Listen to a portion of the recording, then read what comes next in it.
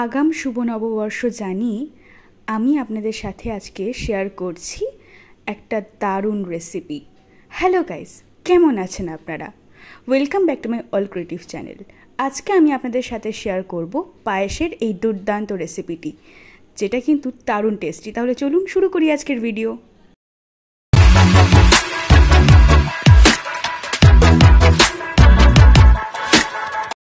প্রথমেই একটা বাটিতে আমি 2 মুঠো চাল নিয়ে নিচ্ছি। গোবিন্দভোগ চাল আমি এখানে নিয়ে নিচ্ছি। চালটা খুব ভালো করে আমি ধুয়ে নেব। চালটা থেকে কিন্তু প্রচুর গুঁড়ো গুঁড়ো পাউডারের মতো বেরোবে। অবশ্যই কিন্তু 3 থেকে 4 বার অন্তত ভালো করে ধুয়ে জল দিয়ে চালটাকে আমি 30 মিনিটের জন্য রেখে দেব। এরপর গ্যাসে আমি একটা ননস্টিকের কড়াই বসিয়ে নিয়েছি। তাতে দিয়ে দিচ্ছি 1.5 লিটার দুধ। দুধটাকে খুব ভালো করে কিন্তু আমি জাল করে নেব। দেখুন দুধে এরপর আমি দিয়ে দিচ্ছি 2টো তেজপাতা। তেজপাতাটা দিয়ে খুব ভালো করে আমি দুধটাকে নাড়িয়ে দেব, যাতে নিচে লেগে না যায়। দেখুন দুধটা কিন্তু বেশ ভালোভাবেই আস্তে আস্তে ঘন হতে শুরু করে দিয়েছে। দুধ যত ভালো করে ঘন হবে, পায়েস কিন্তু ততটাই ভালো হবে। কিছুটা দুধ আমি একটা বাটিতে সেপারেটভাবে তুলে নিচ্ছি। এরপর অনবরত আমি কিন্তু দুধটাকে নাড়িয়ে চলবো, না হলে কিন্তু দুধটা কিন্তু নিচে থেকে ধরে যাবে। দিয়ে দিচ্ছি একটা এলাচ। এলাচটা অবশ্যই সুগন্ধের জন্য। যদি আপনারা চান তাহলে এলাচের পরিবর্তে গোলাপ জল ব্যবহার করতে পারেন, সেটাও কিন্তু খেতে মন্দ হয় না। এই যে সেপারেটভাবে যে দুধটা তুলে রেখেছি, তাতে কিন্তু আমি 2 চামচ গুঁড়ো দুধ দিয়ে দিয়েছি। গুঁড়ো দুধটা আমি খুব ভালো করে দুধের মধ্যে গুলে আমি দিয়ে দিচ্ছি জাল করা দুধে। খুব ভালো করে এরপর কিন্তু দুধটাকে আমি জাল করে নেব। দেখুন দুধটা কত সুন্দর আমি জাল করে নিচ্ছি। এর পাশাপাশি আমি আর একটা কড়াই বসিয়ে নেব। গ্যাস দিয়ে দেব সামান্য ঘি। ঘিটাকে খুব ভালো করে আমি গরম করে নেব।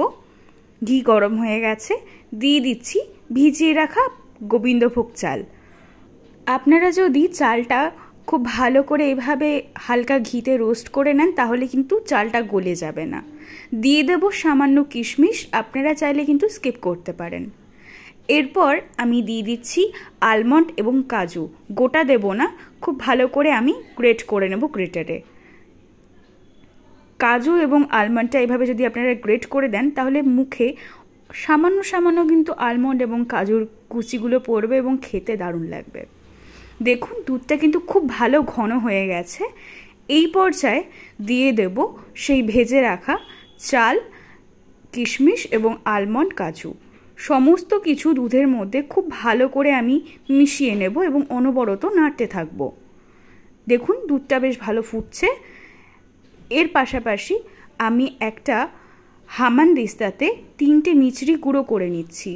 যেহেতু আমি এখানে অবশ্যই হেলথটাকে মেনশন করেছি, তার জন্যই কিন্তু আমি মিচড়িটা দিয়েছি। আপনারা চাইলে চিনিটা ব্যবহার করতে পারেন। দেখুন দুধটা কতটা ফুটে উঠেছে। খুব সুন্দর করে কিন্তু গোবিন্দভোগ চালটা ফুলে গেছে এবং এই দেখুন একদম কিন্তু পারফেক্টলি সেদ্ধ হয়ে গেছে। চাল প্রপারলি সেদ্ধ হলেই কিন্তু আপনারা মিষ্টিটা অ্যাড করবেন, না হলে কিন্তু চাল কিন্তু সেদ্ধ হতে চাইবে না। এই যে মিষ্টিটা দিয়েছি, এর ফলে কিন্তু হালকা হালকা জল জল আসবে। ভয় পাওয়ার কিছু নেই। এটা চিনিটা গলে গেলেও কিন্তু একই রকমই কিন্তু হালকা তরল তরল ভেসে ওঠে। এরপর কিন্তু দিয়ে দিচ্ছি পাটালি গুড়। পাটালি গুড়ের কিন্তু একটা দারুণ ফ্লেভারও আসে, প্লাস একটা সুন্দর কালারও আসে। আমাদের পায়েস কিন্তু একদম রেডি, কারণ গুড়টা পারফেক্টলি গলে গেছে এবং চালটাও কিন্তু খুব সুন্দরভাবে একদম সেদ্ধ হয়ে গেছে।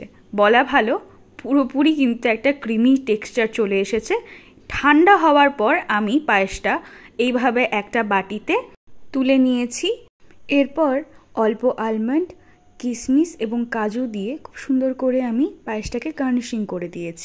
দেখুন, জাস্ট দেখুন কতটা ইয়ামি লাগছে না পায়েসটা। তো কেমন লাগলো আজকের রেসিপিটি জানাতে কিন্তু একদম ভুলবেন না। রেসিপিটি একবার হলেও কিন্তু বাড়িতে ট্রাই করার অনুরোধ রইল। Thanks for watching.